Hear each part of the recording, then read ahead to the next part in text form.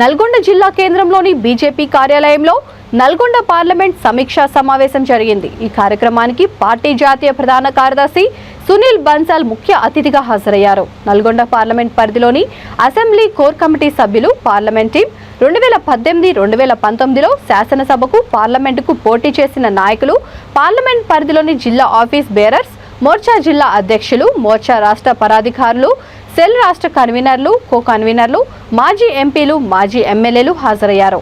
రాబోయే అసెంబ్లీ ఎన్నికల నేపథ్యంలో కార్యకర్తలను కార్యోన్ముఖులను చేయడానికి పార్టీ జాతీయ కార్యదర్శి సునీల్ బన్సాల్ వచ్చారు।